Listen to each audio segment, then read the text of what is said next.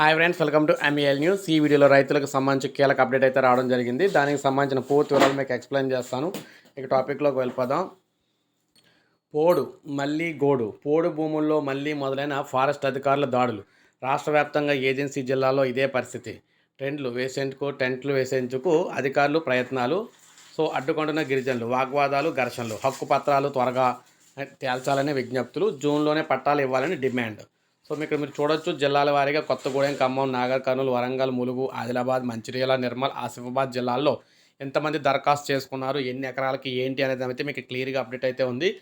రాష్ట్రంలో పోడు భూములకు సంబంధించి పట్టాల పంపిణీ చేయాలని చెప్పేసి ఎప్పటి నుంచో ఎదురు చూస్తున్నారు. అప్లికేషన్స్ తీసుకున్నారు, అంతా బాగుంది.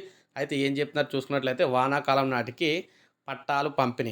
పోడు రైతులకు పట్టాలను ఇచ్చి అడవి బిడ్డలకు సమస్యలను పరిష్కరించడంపై సీఎం కేసీఆర్ కృతనిశ్చయంతో ఉన్నారని, ఇప్పటికే మంత్రివర్గ ఉపసంఘం ద్వారా విధి విధానాలు రూపొందించారని, దరఖాస్తు స్వీకరించారని, పట్టాల పంపిణీ ప్రక్రియ కూడా వేగవంతం చేస్తున్నామన్నారు. వచ్చే వానాకాలం సీజన్ నాటికి పట్టాల పంపిణీ పూర్తి చేసే దిశగా ప్రభుత్వం అడుగులు వేస్తుందని చెప్పేసి తెలియజేశారన్నమాట. అందరికీ కూడా తొందరలోనే పోడు పట్టాలు అయితే పంపిణీ చేయనున్నారు.